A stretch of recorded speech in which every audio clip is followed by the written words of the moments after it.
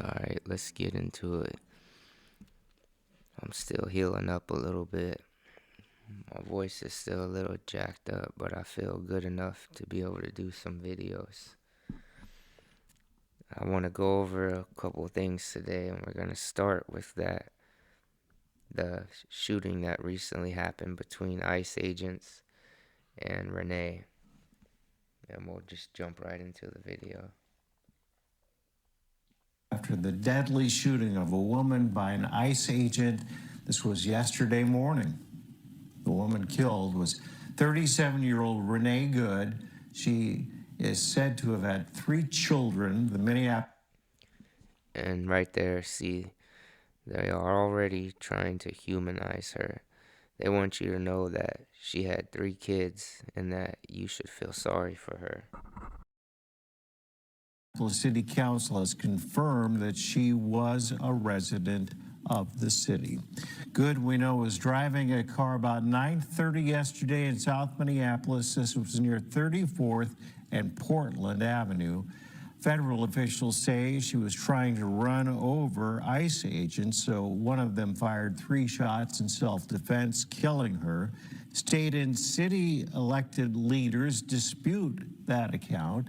Witnesses captured video of what happened as they were hearing and seeing what was all going down on Portland Avenue. And that is one angle of the shooting, and here's another one from a different angle, which President Trump had referenced when posting to social media yesterday, showing the situation from the front of the vehicle. Again, here is a look at both angles side by side. First, in real time here, you're watching it. We will also slow it down. And we are doing this to give you both views, because in the back angle, it's unclear if that agent was hit by the car. In the front angle, it does seem to show some contact. Federal agents say the And there they go. Some contact. It was very hard for me to find this video on the right that's playing at the same time as the one on the left.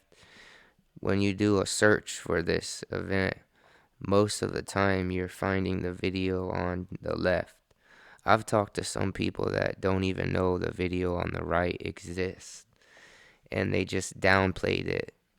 The man is clearly struck by the car and pushed off into the side. Really, he's blessed that he didn't get pushed to the front of the vehicle and get run over. He really, really got lucky, and not a lot of people are talking about that. That the way he was struck, he was pushed over into the side, not up under the car. But they just downplay it and downplay this situation. She's become a martyr now. She's basically an idol, a god to these protesters that are out protesting ICE.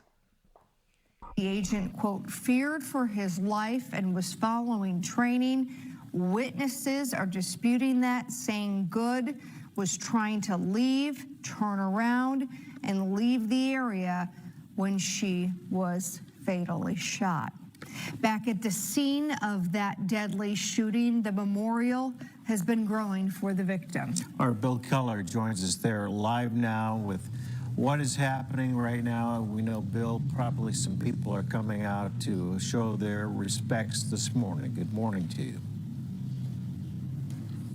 Good morning. In fact, you can see behind me, there is this makeshift barricade that's been set up. It's blocking off Portland, prohibiting cars from driving past the scene. But take a look at this video that shows the growing memorial on the other end of this block, where 37-year-old Renee Good was shot and killed by a federal ICE agent. It was fairly quiet overnight, but we are starting to see more people. They're coming out to pay their respects, most really standing in silence, kind of reflect. And like I said, she has become a martyr for them now. Look at as they stand in the streets. Look at these posters that just pop that they've made in remembrance of her. She is now the martyr for all these protesters. Sorry, it's 30 degrees today, and I got 6 dogs trapped inside that are going crazy. But she has now become the biggest martyr. She's also transcended race. Look at what you can get on Etsy. I've seen posters of her where it says, say her name, and Renee's name's on there on these protesters' posters. Usually that's what they say from these women that, are African Americans and get shot by police.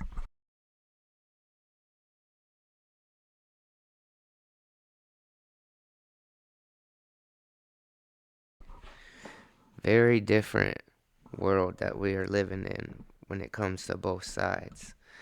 Now, after the Kirk assassination, it says following the assassination of Kirk, there were widespread terminations or suspensions of workers and students for comments or social media posts either celebrating Kirk's death or alleged to be critical of Kirk or of Republican efforts to capitalize on his death.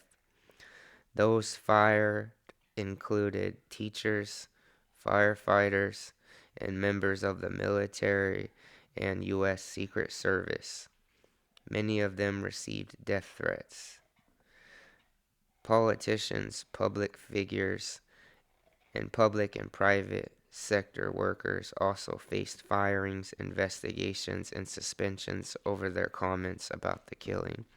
Now, I remember all over social media, like Twitter or X, whatever you want to call it, people were making jokes and memes like Charlie really stuck his neck out for the people, and Charlie lost the battle to 2A rights. Folks were making vicious memes. Now, what's interesting is when there's a lot of videos of these people that they'll go and they'll talk to these protesters. Like, for instance, in my city, on Sunday, there was over 1,000 protests across the nations against ICE. So I went on this website where they were advertising this protest in my city. And on there, they were planning rides, like ride share. So they were getting people to and from the protests. These events, how they're organized, these posters, like most of the posters look the same and stuff. There's money involved in this stuff. This stuff just can't just pop out of nowhere, and it takes money to do this. One of the guys that is really interesting that this always seems to come back to is George Soros. Who is George Soros, you might ask? Is he one of two people? Is George Soros one of these people? Or might he be one of these people? I'll give you a second to put your guess in. And now we'll reveal it. George Soros. What? What is that? Not surprising at all. It sure seems like the majority of them always come back as being one of these people. He's got a really famous quote where he's quoted saying, I occupy an exceptional position. My success in the financial markets has given me a greater degree of independence than most other people. This allows me to take a stand on controversial issues. In fact, it obligates me to do so. AP wrote an interesting article about George Soros, and it says George Soros funds movements to disrupt communities. How is it that highly organized protests against President Trump keep popping up across the country? Follow the money. Why is it that the traditional definition of marriage was suddenly discarded after years of citizens voting for it to be preserved? Follow the money. How are illegal immigrants organized so quickly and young voters corralled overnight to demand open borders? Where did the saturation of transgender and pansexual ideology come from? How is it possible that Black Lives Matters seems to be everywhere, or that the call for pot legalization is sweeping across the nation, or that there is an international movement for globalization simultaneously occurring in countries around the world? Follow the money, the George Soros money, throughout his Open Society Foundation.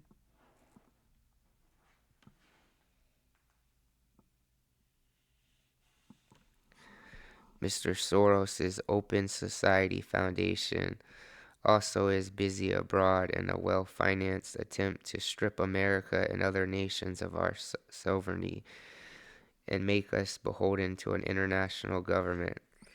Mr. Soros funds so many of these hateful, disruptive, even violent efforts here at home and abroad that it's hard to track.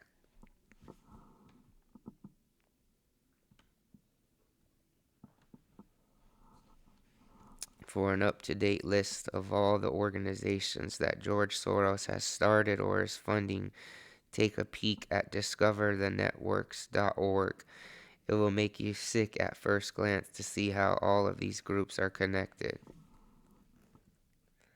Research shows that the billionaire Mr. Soros is spending millions to finance a huge grievance and anarchy industry that pretends to be grassroots justice protests. You can see the recruitment efforts at one of the hiring portals, organizersforamerica.org, where, for example, vulnerable college kids who need extra money can earn cash by creating disruptive events for new groups like Badass Women and Green Corps, as well as the ACLU. Other opportunities involve getting paid to stage or attend protests in various states to demand a mandatory minimum wage, or to just hassle Mr. Trump in an attempt to delegitimize him. Just take a look at Mr. Soros's IRS 990s of his 20 billion Open Society Foundation, and you can see the scale of the funding efforts to defeat everything from the free market system to the structure of the timeless nuclear family. This article goes on and just lays out some facts, but for a long time, people just counted this as a conspiracy that he was funding these movements. At a lot of these protests, when protesters are interviewed, they all talk about being paid. They all talked about being given these free posters and stuff, and just the large scale organization that goes into these events. Money has to be involved, and it's pretty obvious where a lot of the money is coming from. And though that money usually comes from people like this right here, people that hold true political power in our country.